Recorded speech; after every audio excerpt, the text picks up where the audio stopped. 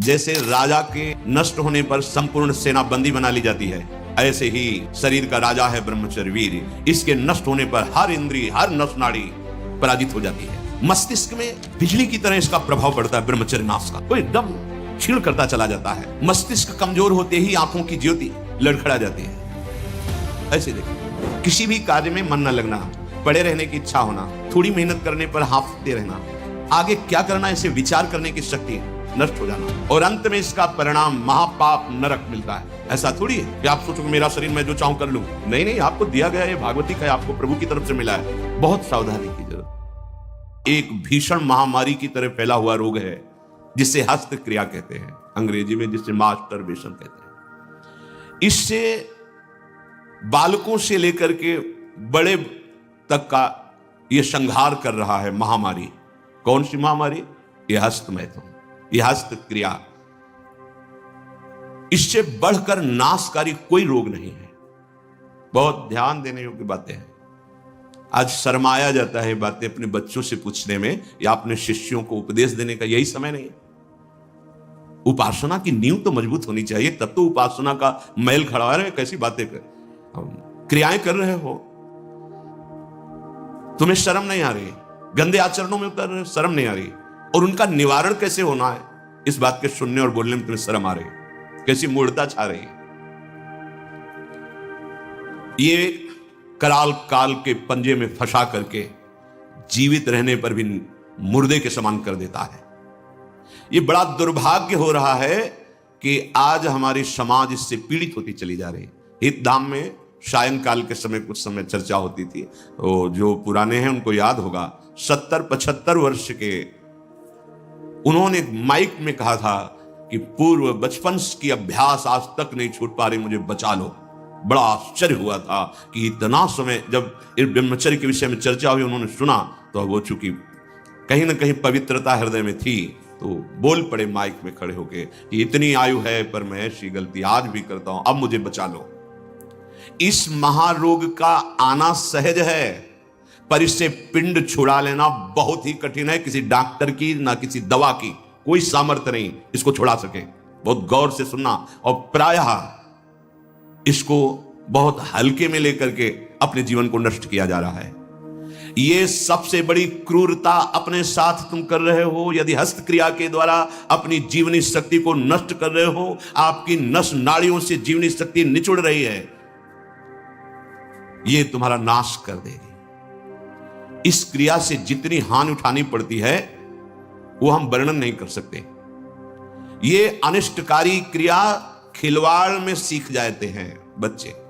एक 13 वर्ष का बच्चा, कुछ चिन्ह होते हैं जो पहले से गुरुजनों की कृपा साधन करने पर परिचय में आ जाते हैं कि ये स्त्री सहवास से वीरपात हुआ है या हस्त मैथुन से हुआ है। देखा, पहले तो मना किया नहीं, फिर जब और जोर दिया कि भाई इसमें तुम्हें लाभ मिल जाएगा अगर आप स्वीकार करो। हाँ, दिन में 3-3, 4-4 बार बच्चों का काम खिलवाड़, उनको खिलवाड़ लग रहा है। ऐसा लग रहा है कि बहुत अच्छा मार्ग मिल गया जिससे हम सुखी हो जाएंगे। दुर्दशा ये हो गई कि 13 और 14 वर्ष का बच्चा वो इतने बड़े रोग से ग्रसित हो गया कि लघु शंका करते ही जो महान शक्ति, उसका पतन। अब न भजन में रुचि, न किसी सेवा में रुचि। पागलों जैसी बात। तुमको समझाया जी क्या? स्मृति का लोप हो रहा है, कोई उत्साह नहीं, एक जीवन मृत तुल्य बच्चा है यार, बच्चा, जहां कहीं कोई गुंजाइश नहीं। जैसे अग्नि के ऊपर चला जाए तो कैसे चला जाएगा? एकदम पैर सिर्फ ऐसे। ये अवस्था किशोर अवस्था है, ब्रह्मचर्य पूर्ण जीवन, एकदम उछलता हुआ जीवन, तेज। कैसा भी कोई हो, किशोर अवस्था बड़ी सुंदर अवस्था होती है, प्रकाश आता है, क्योंकि उस समय तक गलत संबंध। आज तो किशोर अवस्था प्रारंभ होने से ही ये दुर्दशा, मोबाइल, कुसंग, ये सब बहुत नष्ट कर रहा है। इसे खिलवाड़ समझा जाता है। और दुर्भाग्य की बात कि जो हमारे सलाहकार हैं वो उनको कहते हैं इससे रिलैक्स हो जाओगे। ओ, अंग्रेजी का शब्द है वो, हाँ, कौन सा, जो भी स्टेशन हो स्टेशन, बोले उससे मुक्त हो जाओगे, होश में, होश में। ये उन महापुरुषों के वचन है जो ब्रह्माकार वृत्ति में स्थित है।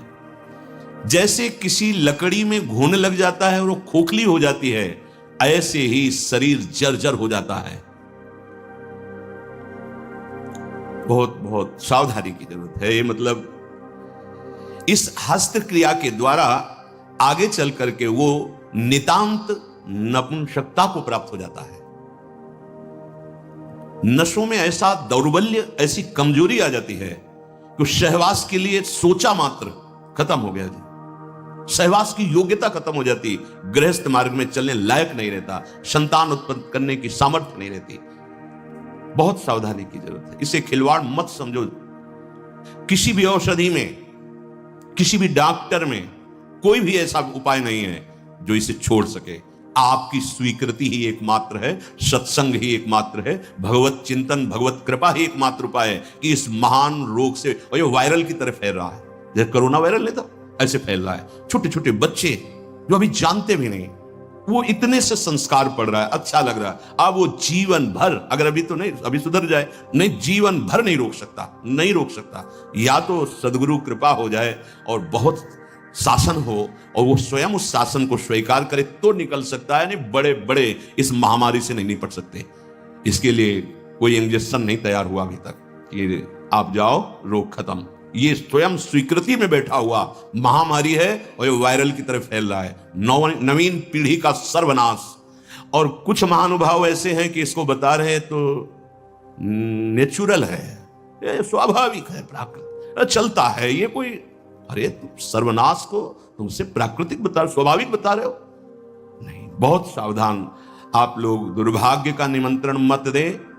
ये दुर्भाग्य है, ऐसा दुर्भाग्य है कि आपकी दिनचर्या ही नहीं हो सकती। कभी भी व्यभिचारी की एक जैसी दिनचर्या बहुत काल तक नहीं हो सकती। 2-4 दिन प्रयास करेगा, गिर जाएगा। ब्रह्मचर्य कभी भी दिनचर्या में फर्क नहीं पड़ने देगा, चाहे जैसी स्थिति हो। चाहे शरीर नहीं उठ पा रहा तो उसका चिंतन भागवतिक होने लगेगा। इसलिए सामान्यता जिसे हम बहुत सरल समझ रहे, बहुत सुख समझ रहे, इसको आप सावधानी पूर्वक बहुत ध्यान दीजिए। बहुत ध्यान का इसलिए विषय है कि ये नींव है हमारे अध्यात्म की, हमारे परमार्थ की। शरीर के भीतर बताया था कल भी, एक मनोवाह नाम की नाड़ी है। इस नाड़ी का कार्य है मथानी जैसे नहीं, दो दूध दही का मंथन करे तो मक्खन निकाल देती है, ये इतनी चिंतन से गर्म हो जाती है नाड़ी, तो वीर पूरे शरीर के रक्त के साथ है। उसी से आपकी हड्डियां मजबूत होती हैं, उसी से आपका शरीर बलिष्ठ होता है, उसी से आपके मन को पवित्र विचारों में चलने की सामर्थ्य मिलती है। ये जो कहते हैं ना कि हम नहीं चल पा रहे हैं, हम भजन नहीं कर पा रहे हैं, आप कमी को पहचानिए। शरीर के भीतर जो मनोवाह नाम की एक नाड़ी है, ये मंथन कार्य करती है। जे ही आप कामासक्त हुए, चिंतन किए, तो पूरे शरीर से, जैसे दही के मंथन से वो घृत निकाल ले, वैसे ये मनोवाह नाड़ी काम करती है। वो पूरे शरीर की नस नाड़ियों से आपके जो वीर शक्ति उसको एकत्रित कर लेती है। चाहे शरीरधारी कोई भी, स्त्री हो पुरुष कोई भी हो, उसको एकत्रित कर लेती है। पूरी नस नाड़ियां कांप उठती हैं जब उसका आकर्षण, वो आप समझ नहीं पा रहे, वो आप समझेंगे ऐठन हो रही है आप ऐसे, वो पूरे नस नाड़ियों को निर्जीव कर रही, शक्तिहीन कर रही है। सिर से पैर तक हर अंग हिल जाता है। शरीर का मंथन करके वो एकत्रित करके बाहर कर देगी। अब क्रिया करो या ना करो। दौर्बल्य, प्रमेह, स्वप्न दोष, ये निश्चित उसके शरीर में प्रकट हो जाते हैं। शरीर के रक्त में एक सफेद और दूसरे लाल कीट होते हैं। सफेद कीटों में बाहरी आए हुए प्राकृतिक प्रहार, रोगों के प्रहार से लड़ने की सामर्थ्य होती है। जो हस्तक्रिया या अन्य अष्टमैथुनों के द्वारा वीर शक्ति का नाश करता है, तो सफेद कीट ये नष्ट होने लगते हैं। अब जो लड़ने की सामर्थ्य थी प्रकृति से, गर्मी, सर्दी, बरसात, मान अपमान, निंदा, स्तुति और रोगों से, वो क्षीण हो गई। अब चिड़चिड़ा स्वभाव हो गया, एकदम निराश, हताश, उदास। अब क्या करें, शरीर नष्ट कर दें, वो डिप्रेशन में पहुंचने लगता है। समझो, अधिकतर हमारी दुर्दशा हो रही। ध्यान देकर सुनना। अगर वो शुभ कीट जो रोगनाशक सफेद हैं, वीर आप नष्ट नहीं करते तो इतने बलवान हो जाते हैं कि एक बार विष को भी वो पचा डालेंगे, इतनी उसमें सामर्थ्य है, आपकी हानि नहीं होने देंगे। ज्यों ज्यों आप ये नीच चेष्टा करते हैं, त्यों त्यों ही ये जो आपको सबल बनाने वाले वो नष्ट होने लगते हैं और उसके कारण भयानक रोगों का सृजन होने लगता है। मनुष्य के शरीर में और दिमाग में और स्नायुओं पर ऐसा प्रभाव पड़ता है, आगे चलकर पक्षघात हो जाता है, ग्रंथिवात, जितने जोड़ों में दर्द, पागलपन या और रोगों की उत्पत्ति होने लगती है, क्योंकि वो जो लड़ने वाले कीट वो सब नष्ट हो जाते हैं। व्यभिचार सर्वथा निंदनीय है और सबसे महानिंदनीय है ये हस्त क्रिया, क्योंकि इसमें किसी दूसरे की जरूरत नहीं होती है। बहुत सावधान, बहुत नीच प्रवृत्ति है इसका, वायरल की तरह, जैसे वायरस होता है वो वायरल हो जाता है, ऐसे हो रहा है, ऐसे जिसको देखो सुख का साधन माने हुए है, नवीन अवस्था अपने को नष्ट कर रहे और प्रमाण उनको मिल जाता है ऐसे बहिर्मुख लोगों से जो कहते हैं कि हाँ आपका हृदय ठीक रहेगा, आपका स्वास्थ्य ठीक रहेगा, आप दिमाग से एकदम शांत हो जाए। कैसा नीच उत्तर है, कैसा उपदेश है, नाश करने वाला। तस्मात् शास्त्रम प्रमाणम ते कार्याकार्यो व्यवस्थितो। आपने वेद पढ़ा है, आयुर्वेद, कौन सी डॉक्टरी ऐसी कहती कि ऐसा करने से आप स्वस्थ हो जाओगे? शास्त्र प्रमाणित, धर्म प्रमाणित उपदेश होना चाहिए। छोटे छोटे बच्चे, नवीन बच्चे जब ये सब पढ़ते हैं और ये सब सुनते हैं, धिक्कार है जीवन को, जो हमारे नवीन पीढ़ी को बर्बाद किया जा रहा है। ऐसे नाटक, सिनेमा, ऐसे उसमें जिसमें हमारी जो संयम की वृत्ति है वो सब नष्ट हो जाए। इस क्रिया के द्वारा सबसे पहला धक्का हृदय पर लगता है। इसका धक्का बार बार लगने से यक्षमा, हृदय रोग और स्मृति का नाश ये शुरू हो जाते हैं। इसे राजक्षमा कहते हैं। यही रोग हुआ था विचित्र वीर को, दो पत्नियों के संयोग में बावरे हो गए, समझ नहीं पाए सिद्धांत को। भयानक हृदय रोग, हृदय का कमजोर हो जाना, जरा सी बात में घबराहट पैदा होना, डर जाना, उत्साहहीन हो जाना, है क्या बात है, एकदम कोई बात नहीं, बेमतलब कल्पना में पर, ये आपके ब्रह्मचर्य नाश का लक्षण है। ऐसा अभागा मनुष्य जीता हुआ भी मृत्यु तुल्य है। मस्तिष्क में बिजली की तरह इसका प्रभाव पड़ता है ब्रह्मचर्य नाश का, वो एकदम क्षीण करता चला जाता है।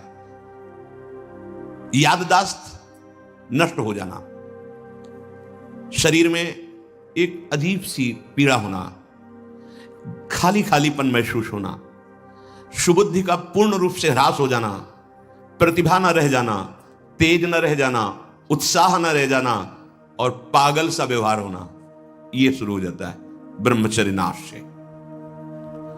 मस्तिष्क कमजोर होते ही आंखों की ज्योति लड़खड़ा जाती है।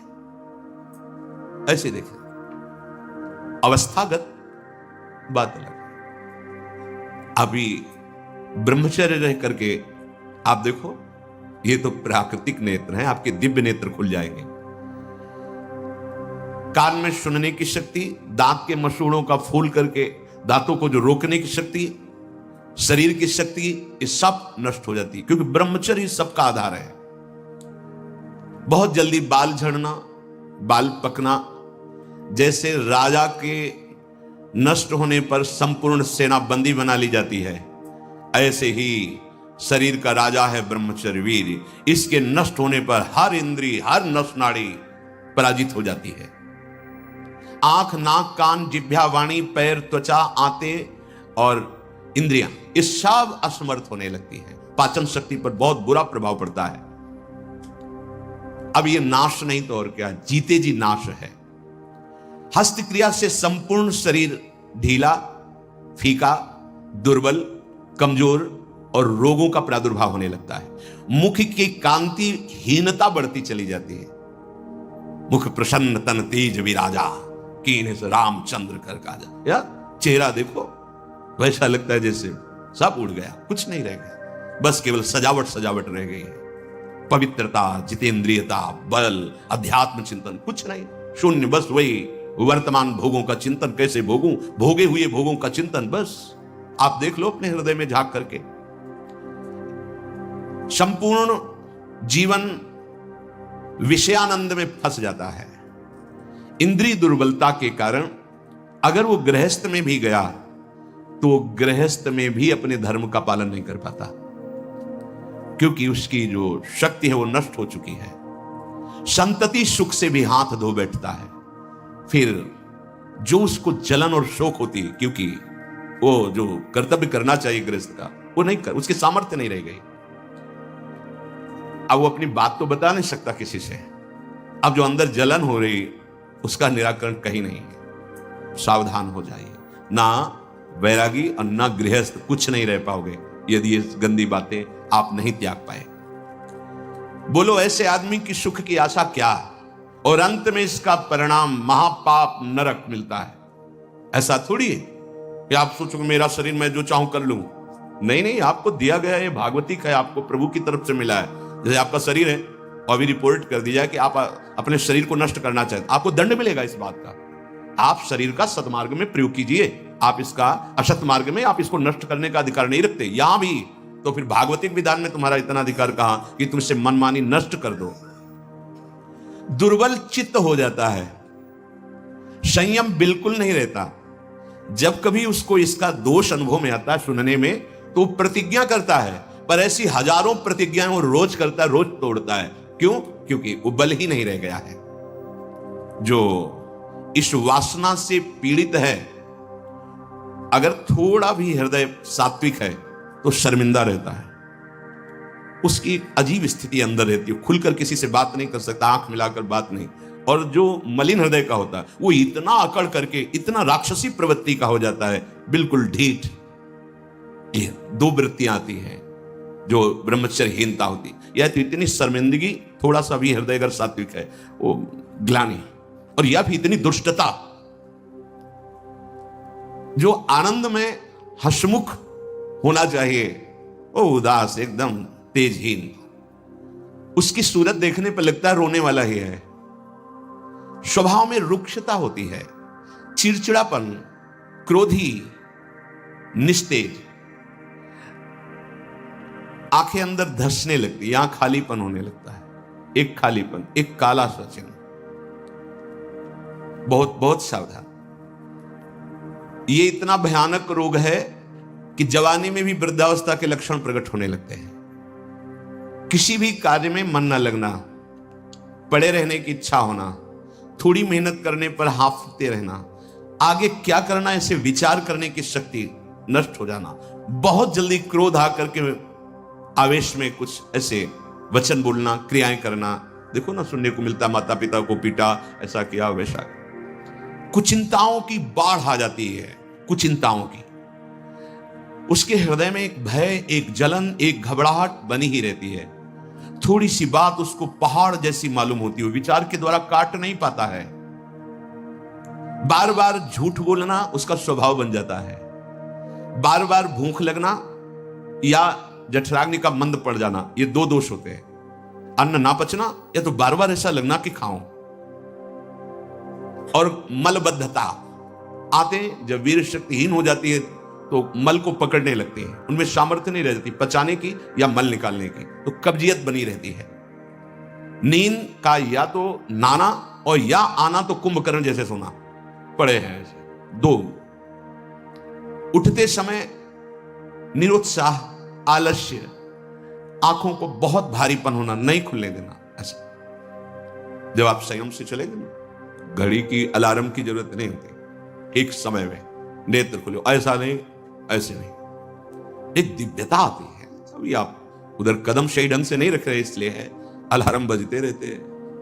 सो रहे परमार्थ में या व्यवहार में भी आपको चलना है तो आपका संयम बहुत अनिवार्य है। अब बच्चे कहते हैं हमारी स्मृति काम नहीं करती है, पढ़ाई में मन नहीं लगता है। ऐसा क्यों नहीं लगता? आप देखो अपने आचरणों को, देखो। पढ़ाई, ये तो इतने टेबलेट, इतना है सब, एक बार बोल दीजिए, कभी भी जीवन में पूछ लीजिएगा, उसे दोबारा पढ़ने की सुनने की आवश्यकता नहीं। एक बार अगर हम नहीं सुनना चाहते तो आप हल्ला मचाते रहो, बाद में पूछो तो ना हमने वर्तमान में सुना ना बाद में उसकी स्मृति रहेगी। जहां स्मृति लगी वहीं लगी है। रात्रि में जो स्वप्न दोष होता है, इन्हीं गलतियों का परिणाम होता है। यदि आप ऐसी कोई गलती ना करें तो कल चर्चा में बताया था, स्वाभाविक कभी वो उफान जैसा, वो जो संतानोत्पत्ति वाला, वो नहीं।